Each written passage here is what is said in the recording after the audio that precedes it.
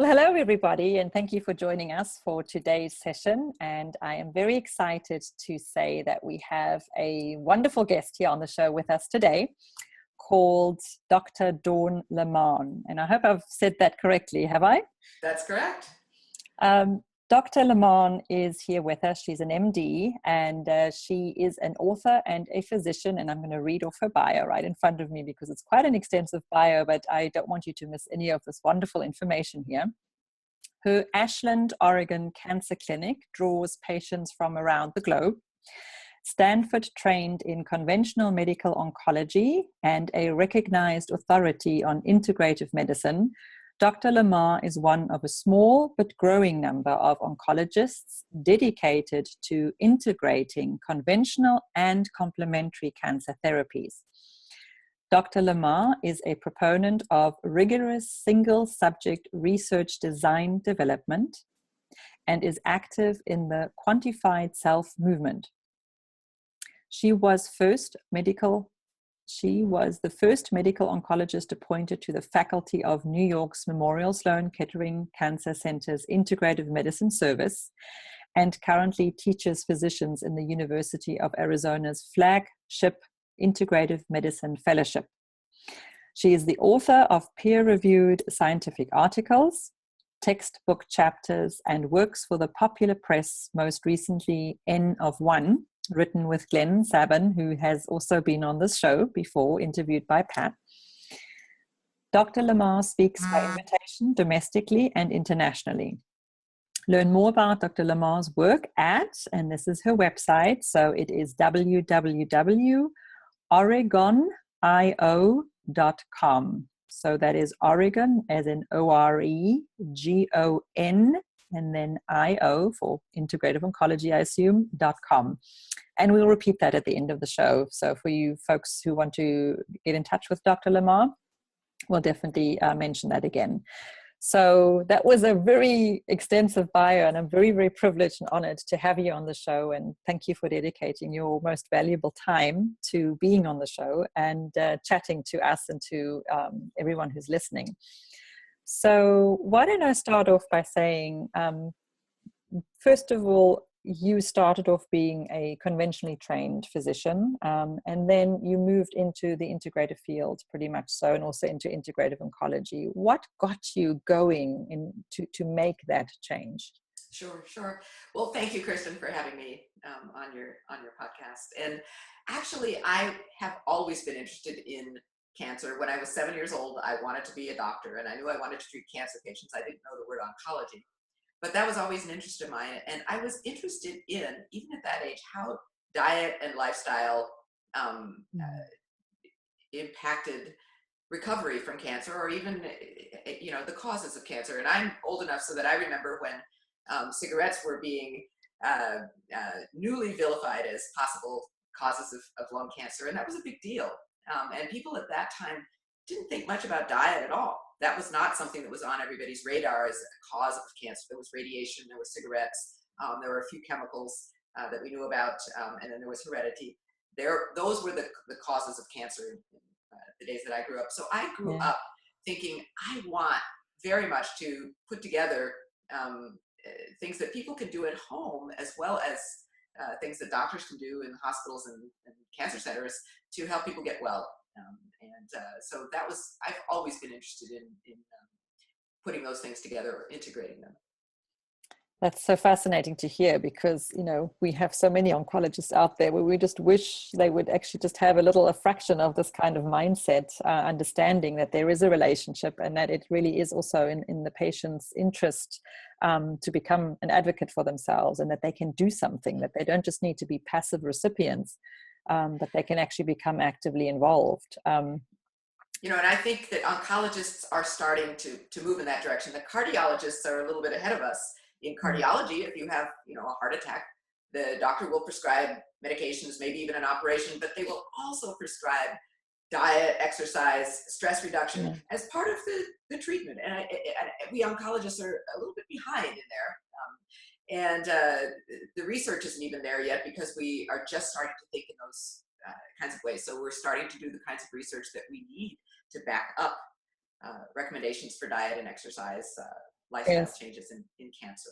And Yes. yes, I agree. I think patients really, if I could say one thing to patients, I would say, you know, don't think that what you can do at home is really a drop in the bucket. It's really a major part. Mm. You do need to see an oncologist and get whatever treatment makes sense to you in terms, and to your oncologist, work together with them in terms of trying to overcome the cancer. But don't put down the things that you can do at home. They're very, very powerful. Diet is powerful. Exercise is powerful. Sleep is powerful. Um, those things make a difference. And you need every bit of help you can get when you're facing something so life-threatening as cancer. So how do you work with your patients? So if someone is, do they come to you after they've been diagnosed, or do they come to you when they're not feeling well and you are part of who diagnoses them? How does that work? Almost always patients come to me after they've been diagnosed with cancer. So a biopsy's been done, a blood test has been done, something's been done that gives them the diagnosis of cancer. And then it's my job to help them put together a treatment plan. Perhaps they've already seen a surgeon. If they've had breast cancer, often they will have had a biopsy. One of the things that I want patients to know is that the surgeon doesn't actually make the diagnosis. The person that makes the diagnosis is a doctor called a pathologist, someone you will never meet. And it's really important to make sure that, as you would in any stage of cancer diagnosis and treatment, to get a second surgical opinion, get a second pathology opinion. And that, I think that step is often, just not in the ken of a lot of patients. It's not part of, they've never met the pathologist. They don't really have a feel for what happens to that biopsy specimen after the surgeon removes it and sends it off somewhere for a diagnosis. But a certain percentage of cancer diagnoses are changed with the second opinion. Sometimes the cancer diagnosis is erased. The second opinion physician feels that the cancer is not a cancer. Wow. That would be Okay. important to know. And that's not extremely often, but it does happen. Yeah. And even if it's only 3 to 5%, and I can't recall the statistics given by the American Cancer Society right now, and the Susan B. Komen site has some statistics on this too, but there's a certain percentage that are actually not cancer, or that are changed to a different type of cancer, which is important because different types of even one particular area of cancer, for instance, breast cancer, require different treatments, completely different treatments. So if you get the treatment for the wrong type of breast cancer that you have, you're not going to get the benefit, and you will get the side effects. So you definitely want to make sure that you get those second opinions. So there's a surgeon, there's a pathologist. About that time, that's when I will see the patient. And I'll help them put together a plan of treatment that may involve surgery, medications, which have a horrible name, chemotherapy. I think cancer medicine has a political problem in that we need to change the name of our drugs from chemotherapy to just medicines. All medications, actually antibiotics, high blood pressure medications, they're all chemotherapy in that they're made from chemicals. So you're so right. I've never heard of it. Such a PR problem there. So radiation may be part of it. Some other specialized treatments, for instance, interventional radiology, where an ablation is done for a liver tumor or something like that. So typically the medical oncologist is the hub of all of those treatment decisions, but we certainly work with all of the specialties involved in cancer care. But yes, to answer your first question, I will see the patient after they're diagnosed. Okay. And sometimes I will see a patient with, excuse me, but sometimes I will see a worried well patient. My mother's had cancer, my everybody in my family's had cancer. What should I do to lower my risk or catch it early, and those kinds of things. So once in a while I see those patients too. You have that too.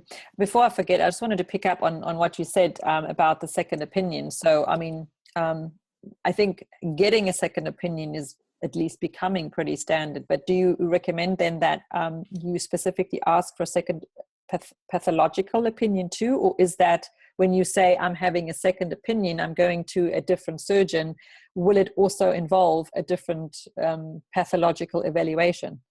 You have to ask. Usually it will not unless you ask for Okay. that. So you definitely want to ask for a second pathologic opinion as well. Okay. And another thing I want to say about second opinions is you want to go somewhere else for your second opinion, as far away as you can.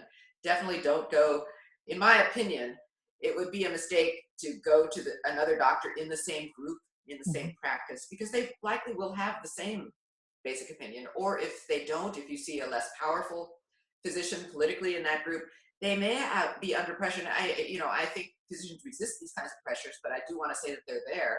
They may be under, pressure to not go against something that maybe their boss has recommended to you.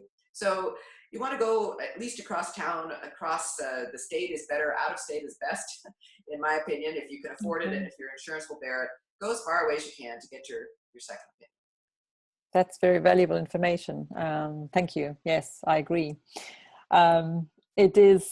It seems often though, it seems such an overwhelming thing to do. And when I counsel my clients, those that come to me that are just diagnosed and are in this very confused state, what do I do? Where do I go? It seems, I always, very gently approach the subject and say, you have the time to take to find someone, and just, go through the process again, submit the documentation again. It's very worth your time to actually go and do that. There's something that I want to say about that, and that's that everybody in such a time as this is in very big overwhelm, and you need help. You need a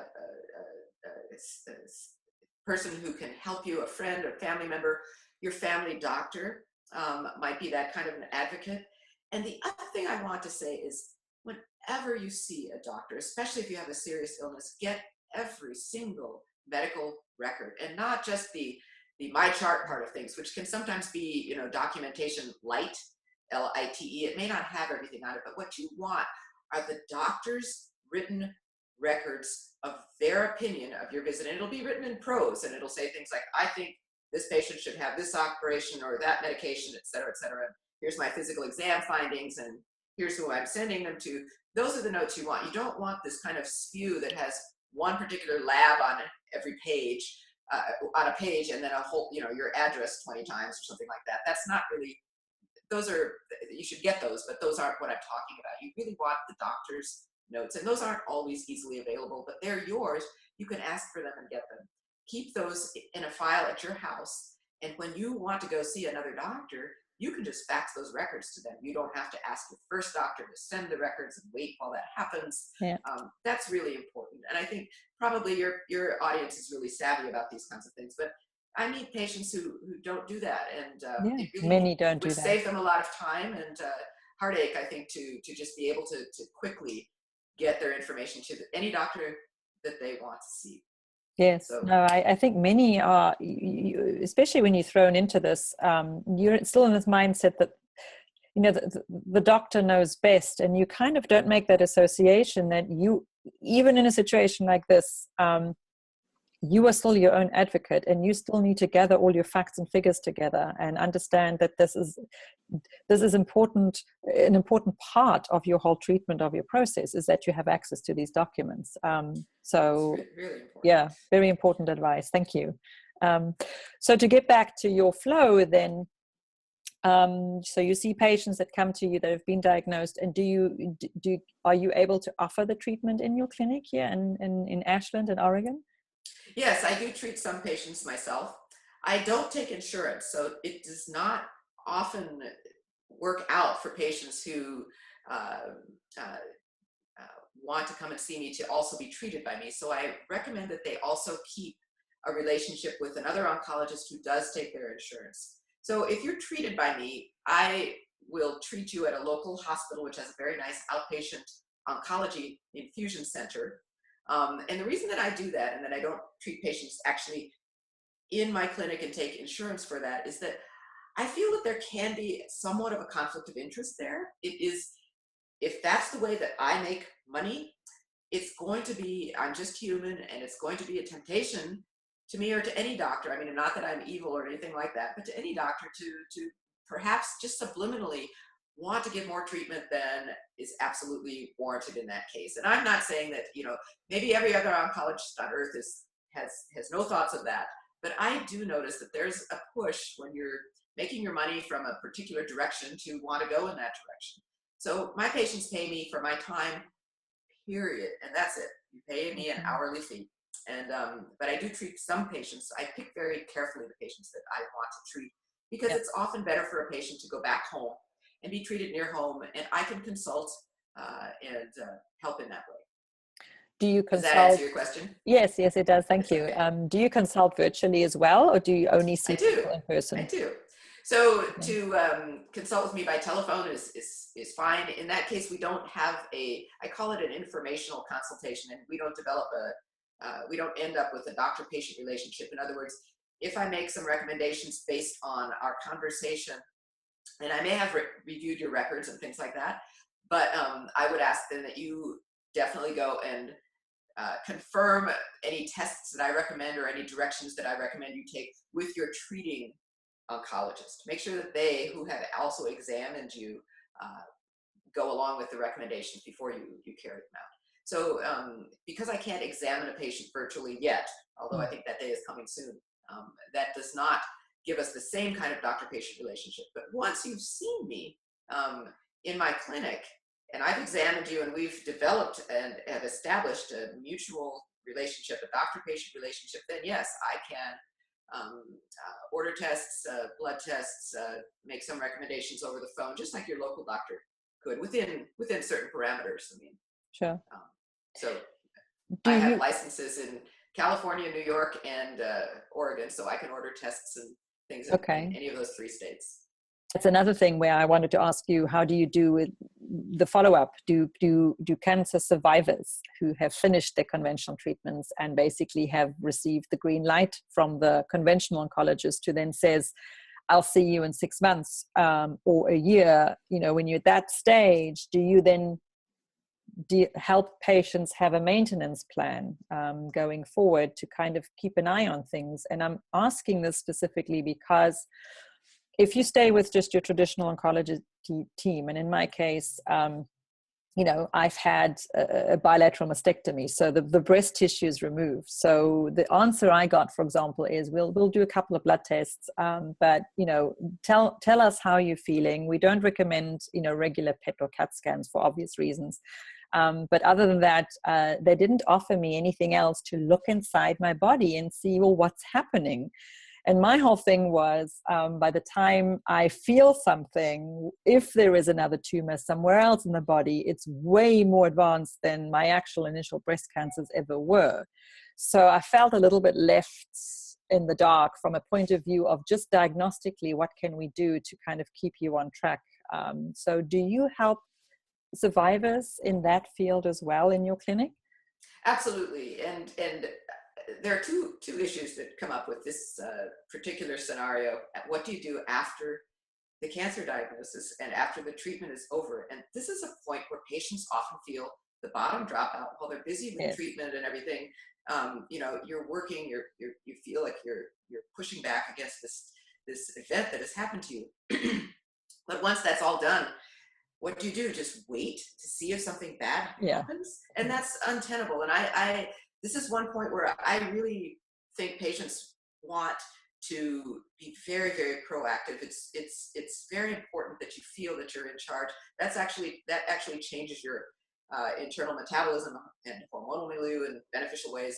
But anyway, there are 2 things that doctors are dealing with when they're looking at a patient and trying to figure out, what should I do now that the cancer has been treated and we're just going to watch this patient. So there's a philosophical issue that doctors run up against, and that is doctors don't want too much data. And that's because if you collect data, and this is purely a habit, and it can be changed, but if you collect data but you don't know what to do with it, you're kind of in trouble. And there are legal issues. Can the patient come back and say, well, later, you collected this data, it turned out to be pointing in some direction, you didn't take action, so I'm going to sue you. So there are those issues for doctors. Or, and the second issue is Western or conventional medicine doesn't look at cancer as in a holistic way. Yeah. It doesn't look at the precursors, the whatever happens during it, and it doesn't look at what happens afterward. It only looks at removing cancer cells. That is the whole paradigm of conventional cancer treatment. How can we remove these cancer cells? Now that's important, I think, in most cancers, not all of them. But in most cancers, it's important to remove the cancer cells. And then beyond that, and I think what your group is working on and pointing out so beautifully, is that you have to fix the problem that led to the ability of those cancer cells to accumulate in the first place. Yeah. We in Western conventional medicine honestly don't know a whole lot about that. We're starting to look at metabolism, glucose metabolism. There are other things besides glucose. We hear that glucose feeds cancer. There are other things. Certain fatty acids will feed certain cancers with certain mutations, just as glucose does. Certain amino acids, proteins, can do the same thing. So there's a lot we don't know about that. But patients are starting to say, well, look, can't we follow my general health? And here are some new tests to do that. And I think they are getting frustrated that they're not finding that in the oncologist's office in general. So in my office, one of the things that I have a lot of my patients do is follow their glucose levels. Even if they're not diabetic, I have them buy the little, they're less than $20, the glucose monitors that you prick your finger at home and it gives you a reading from your blood. I like them to try to work with their diet and with some intermittent fasting to get the glucose levels down into the optimal range, not just the non-diabetic range, which is less than 100, but I like it in the optimal range, which I think is between 75 and 83 in the morning before you eat anything. I like it to be 120 or less after meals, 60 minutes after meals. So we work on those kinds of things. For some patients, I will recommend some intermittent fasting. I recommend that all my patients go on a 13-hour overnight fast. So when you put your fork down at 6 p.m., not when you start dinner, but when you put your fork down from that evening meal, say at 6 p.m., that means no calories until 7 a.m. the next day.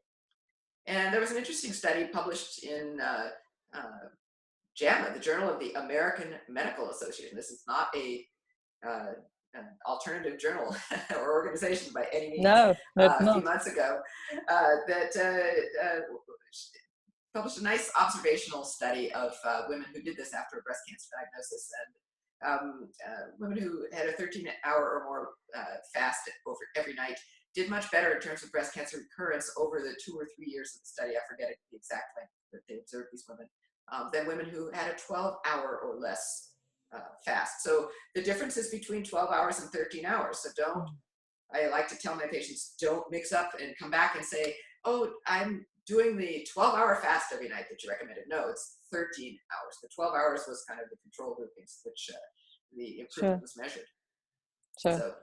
So things like that, watching the glucose, fasting. Sometimes I put patients on a ketogenic diet. That's a whole different topic. Sometimes I put them on a raw vegan diet. And usually these diets are temporary. We're trying to adjust something. They're not a lifelong measure. Usually a patient will have to fiddle around with their diet to get the perfect diet that they want to carry on for a long time. And they may have to change that. It may change. I totally agree with that. I totally agree with that. Seasons, it may change during different parts of your life. So. Oh yes, absolutely.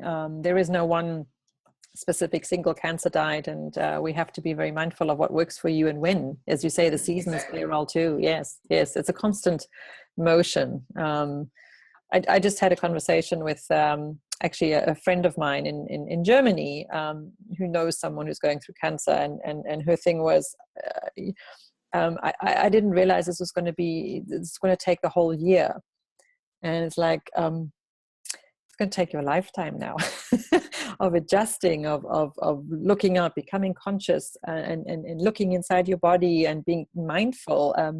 You become, just stress, the effects that stress can have physically. In my own journey, I've realized that certain stressful situations, even though I think I can handle them because I know stress management tools, I will have physical effects after that, and I can always lead it back to, obviously I check my bases, but I can often lead it back to it's as a result of that particular stressful situation, whatever it was, family crisis or something else. And those are the things we have to become, I think, mindful as survivors. Is we need to learn to listen to our bodies and to make the connections. If something's happening here or there, or if we had this 3-month tremendous period of either stress at work or the dog was dying or something like that, it can have a physical impact on you. Again, change your glucose levels, maybe. Just become mindful of that, Yes, I completely agree. And I'm really glad to hear you say that. I think that, most people know that stress is bad. And we're talking about long-term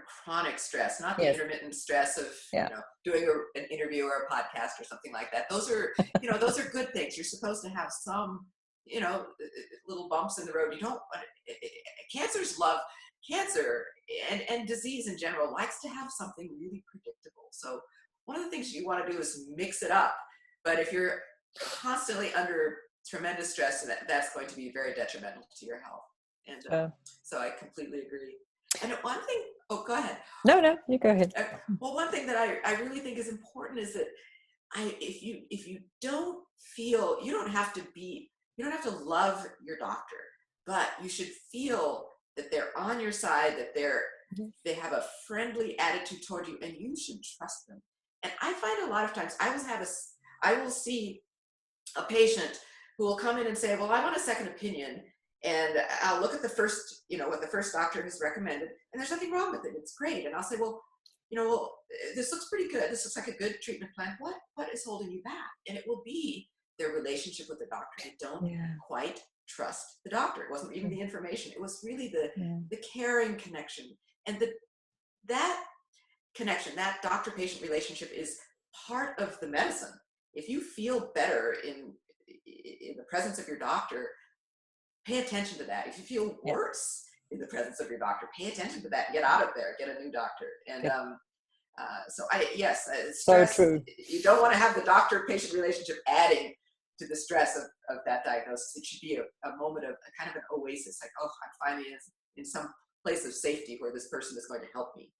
So if you're not feeling that, that's a danger sign. And maybe you can fix that. You might be able to say to that doctor, I'm just not trusting this particular 1, 2, 3 about what you said, or, I don't like it that you're not helping me pay attention to my diet. Can we work on that? Or whatever it is that you think might, respectfully, but really in a real relationship sort of way, help your doctor and you get on a good track that you can just relax and trust it. I think that's important to pursue that. And if you can't make it work, then it's important to get out of there and to change. I agree. I always say to my clients that you are hiring the doctor, not the other way around. Well, see, that's not true. The insurance company is hiring the doctor. Well, I mean, in terms of you select the person, right? But they don't work for you. That's why I think that the insurance system, I'm going to get a little political here. I'm going to say that, the insurance system has set things up so that the patients are so out of control. They're not in control. The doctor really doesn't work for you if they're taking your insurance. The doctor has to work for the insurance company. They have to do what the insurance company says. So just be mindful of that. I mean, we have to work most of us have to work within the insurance system right now.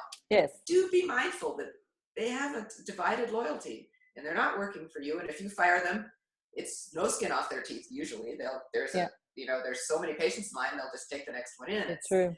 So it's tough right now for patients. It really is. Yeah. Do you ever find in your work, because you say, you prefer your patients to still be in touch with their conventional oncologist, do you find that that there's any animosity there between, on a professional level now, between you and the oncologist, or are you always able to work well with each other? With the good ones, I'm going to say it this way. I'm going to say with the good ones, the ones that, all of us have ego involved in this, and the ones that can put that aside and just get the work done and take care of the patient, they're a joy to work with, and that's most of them. There are a few pills who, say my way or the highway, and will fire a patient for not taking a particular recommendation. I think that's wrong if the patient is respectful and just trying to have an open dialogue with their doctor. But I would say that, the really good oncologists, which are most of them and want to do a good job, are grateful for some outside input that will help the patient, take the treatment that they're often recommending correctly, and get on with getting well. So most doctors are okay with it, not all. Okay. Yeah, I find the same thing. So, some are very willing to look at my little protocols and so on, and others just completely dismiss it. And anyway. So, in order for patients to find you, how do they approach you? Is there a long waiting line? Do you work every day of the week? Do you want to tell us a little bit about your clinic and how patients could get in touch with you? It's very easy to get in touch with me. You can call me. My phone number, the office is 541-488-6261. And if I'm sitting by the phone, I pick up the phone myself. And I work in an office with a surgeon and with an internist and with a neurologist and a metabolic rehabilitation MD. So there are other doctors around, but there are no other oncologists in my office. And so I'm available most days of the week by appointment. And it's very easy to get in touch with me. And I hate phone trees. So I've decided to be very different that way. I just literally answer the phone. And if you're my patient, I give you my cell phone number so you can call me if you're having a problem. Wow. And I've not had, I've rarely had anybody abuse that. I wouldn't say it's never happened, but one of the most amusing was I got a call at 3 a.m. Oh, and I could hear loud music in the background, and the patient was saying, "Oh, Dr. Lamon, that injection you gave me, I feel so much better. I'm at a party."